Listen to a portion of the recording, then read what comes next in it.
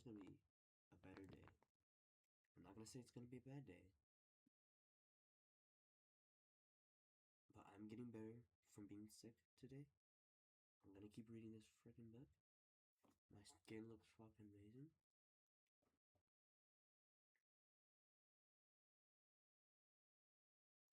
Oh no, I've been taking peptides. It should be working. But besides that, fuck. Let's read this.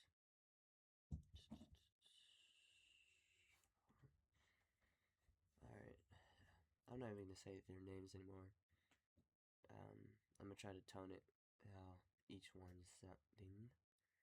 Besides that, let's get to it. Page 14. Damn, where's 14? Yeah, okay. This is this. Oh. Hold on, I got a burp. This is bad.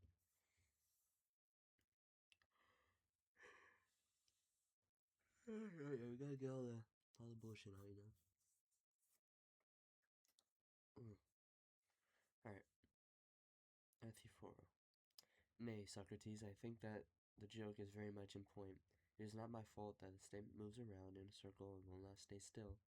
But you are the Daledus, and I think, as far as I'm concerned, my statements would have stayed put. Then, my friend, I must be a more skillful artist than Daledus. He only used to make his own works move, while I, you see, can make other people's works move too. And that, and the beauty of it is that I'm a wise guy against my will. I would rather that our statements had remained firm and immovable than have all the wisdom of Daledus and all the riches of Tantalus to boot. But enough of this. Will do my best to help you to explain to me what piety is, for I think that you are lazy. Don't give in yet. Tell me, do you think that all piety must be just? I do. Well then, is it all justice? Is all justice pious too? Or while all piety is just, is a part only of justice pious, and the rest of it something else? I do not follow you, Socrates. Yet you have the advantage over me in your youth no less than your wisdom. But as I say, the wealth of your wisdom makes you complacent. Exert yourself, my friend. I am not asking you a difficult question. I mean, opposite of what the poet said when he wrote, "You shall not name Zeus the creator who made all things, for where there is fear, there is also reverence." Now I disagree with the poet. Shall I tell you why? Yes.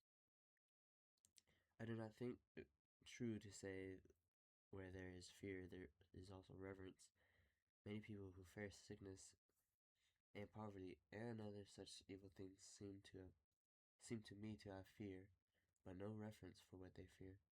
Do you not think so? I do. But I think that where there is reverence, there is also fear. Does any man feel reverence and the sense of shame about anything, without at the same time dreading and fearing the reputation of wickedness? Jeez. No, certainly not. Then, though there is fear where there is reverence, it is not correct to say that where there is fear there is also reverence. Reverence does not always accompany fear, for fear, I take it, is wider than reverence. It is a part of fear just as odd as a part of number. So that where you have the odd, you must also have number. Though where you have then though where you have number, you do not necessarily have the odd. Now I think you follow me. I do. Well then, this is what I meant by the question which I asked you. Is there always piety where there is justice, or is though there is always justice where there is piety? Yet there is not always piety where there is justice, because piety is only a part of justice. Shall we say this, or do you differ? No, I agree. I think that you're right. Now, observe the next point. If piety is a part of justice, we must find out, I suppose, what part of justice is it? Now, if you had asked me just now, for instance, what part of number is the odd, and what number is an odd number, I should have said that whatever number is not even is an odd number. Is that not so? Yes. Then see if you see if you can explain to me what part of justice is piety, that I may tell Malitus that now that I have been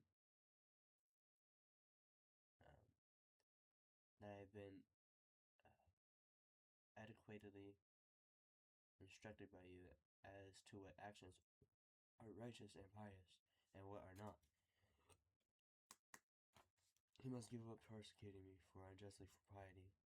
Well then, Socrates, I should say that righteousness and piety are a part of justice, which has to do with the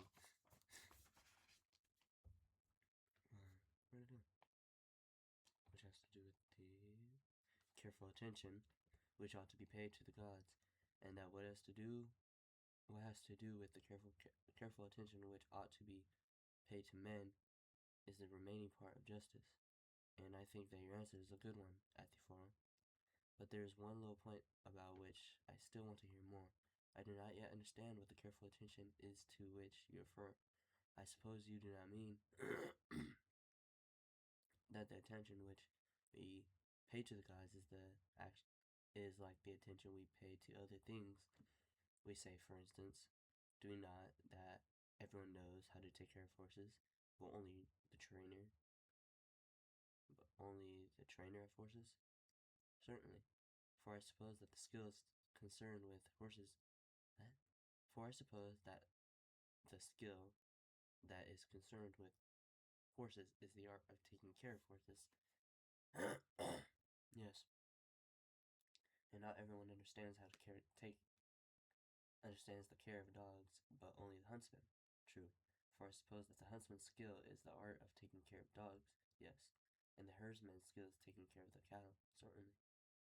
And you say that piety and righteousness are taking care of the gods at the forum? I do. Well then, has not all care the same object? Is it not for the good and the benefit that on which it is bestowed? For instance, you see that the horses are benefited and improved when they are cared for by the art of which is concerned with them. Is it not so? I think so. And dogs are benefited and improved by the huntsman's art, and cattle by the herdsman, are they not? And the same is always true. Or do you think care is ever meant to harm that which is cared for? Or do you think care is ever meant to harm that which is cared for? No, indeed, certainly not, but to benefit it. Of course.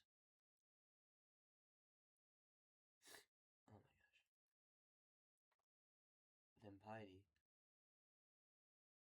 Then is piety, which is our care for the gods, intended to benefit the gods or to improve them? Should you allow that you make any of the gods better than when you do a pious action? No, indeed, certainly not. No, I am quite sure that it is not your meaning. Euthyphro, it is for that reason that I ask you what you meant by the careful attention which we ought to pay attention to the gods. I thought you did not mean that. Euthyphro, you were right, Socrates, I did not mean that. Good. Then what sort of attention to the gods will be piety? The sort of attention, Socrates, says slaves pay to their masters. I understand, then it is a kind of service to the gods. Certainly. Can you tell me what the result, the art which serves a doctor serves to produce? Serves to produce? Is it not health? Yes. And what result does the art which serves a shipwright serve to produce? A ship, of course, Socrates. The result of the art which serves a builder is a house, is it not? Yes. Then tell me, my good friend, what result will the art of which serves the gods serve to produce? You must know, seeing that you say that you know more about divine things than any other man.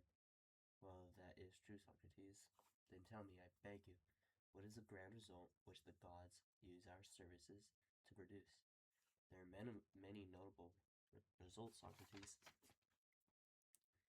So are those, my friend, which a general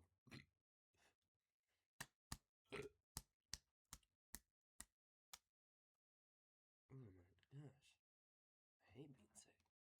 I'm not sick. Talk this way.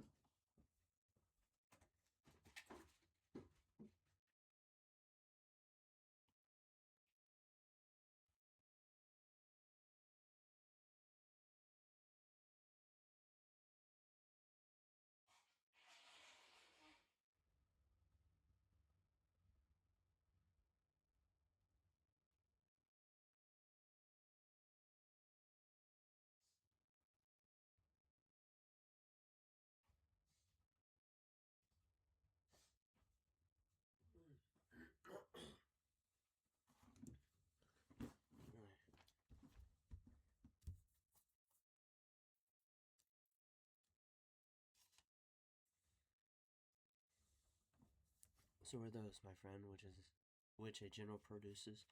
Yet it is easy to see that the crowning result of them is a victory in war, is it not?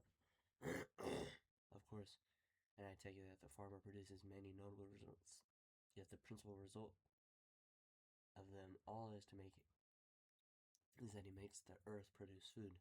Certainly. Well then, what is the principal result of the many notable results which the gods produce? I told you just now, Socrates, that accurate knowledge of all those matters is not easily obtained. However, broadly I say this, if any man knows that his words and actions in prayer and sacrifice are acceptable to the gods, that is what is pious, and it preserves the state, as it does private, as it does private families. But the opposite of what is acceptable to the gods is sacrilegious, and this it is that undermines and destroys everything. But the opposite of what is acceptable to the gods is sacrilegious, and this it is that undermines and destroys everything. Certainly, Euthyphro, if you had wished, you could have answered my main question in fewer words, but you are evidently not anxious to tell me. Just now, when you were on the very point of telling me what I wanted to know, you stopped short. If you had gone on then, I should have learned from you clearly enough by this time what piety is. But now I am asking you these questions, and must follow wherever you lead, me. So tell me, what is it you mean by piety and impiety? Do you not mean a signs of prayer or sacrifice? I do. To sacrifice is to give to the gods, and to praise to ask of them, is it not? Is it? It is, Socrates. Then you say that piety is the science of asking of the gods and giving to them. You understand my meaning exactly, Socrates? Yes, for I am eager to share your wisdom, Euthyphro, and I am so I am all attention. Nothing that you say will fall to the ground. But tell me, what is the service of gods, you say, is to ask of them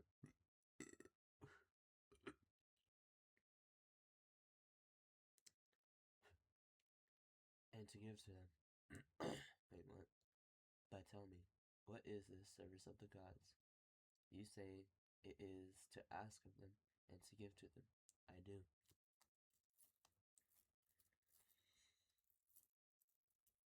Then, to ask rightly will be to ask of them what we stand in need of from. Then to ask rightly will be to ask of them what we stand in need of from them. Will it not be? Naturally.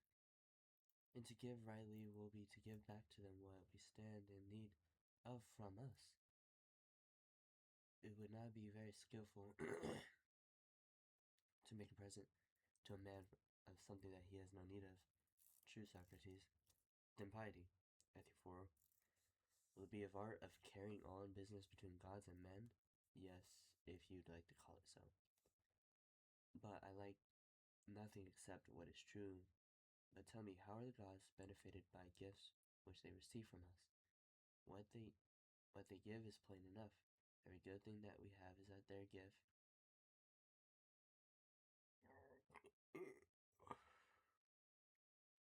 But how are they benefited by what we give them?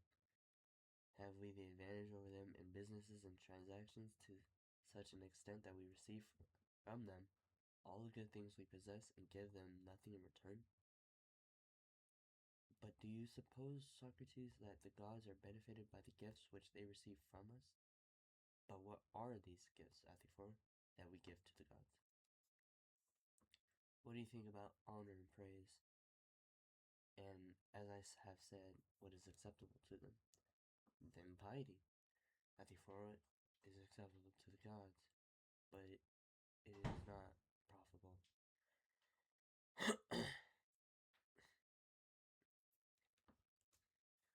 It is not profitable to them, nor loved by them. I think that nothing is more loved. I think that nothing is more loved by them. Then I see that piety means that which is loved by the gods. I think that nothing is more loved by them. Then I see that piety means that which is loved by the gods.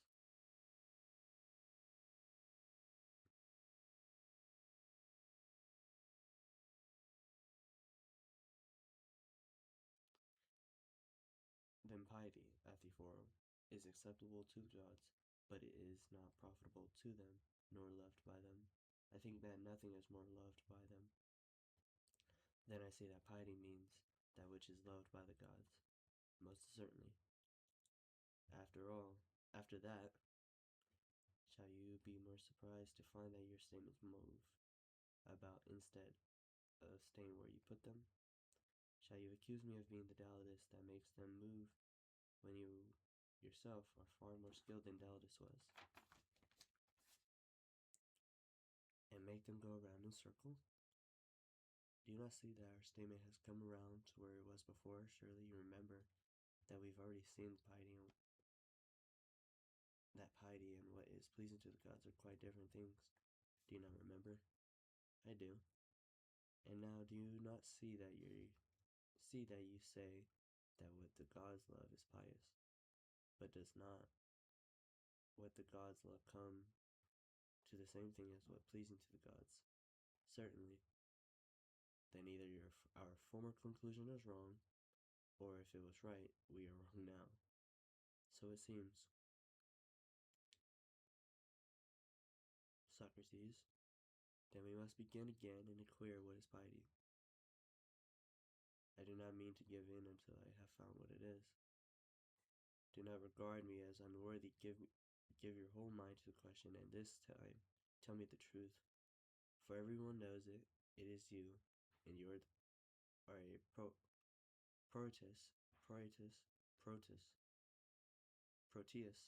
whom I must not let go until you have told me. It cannot be that you would ever have undertaken to persecute your aged father for the murder of a laboring man, unless you had known exactly what piety and impiety are. You would have feared to risk the anger of the gods in case you should be in case you should be doing wrong, and you would have been afraid of what the men would say. But now I am sure that you think that you know exactly what pious and what is not. So tell me, my good Euthyphro.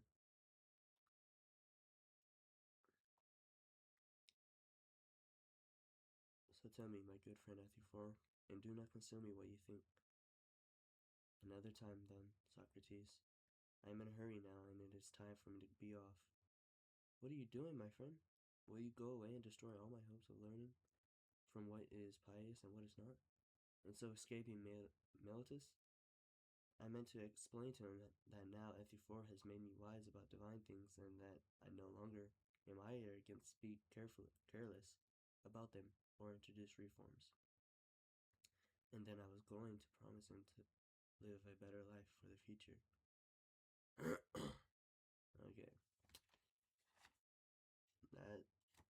Now we're on to the apology. I'll make another video because we're hitting the 20-minute mark. So, thank you.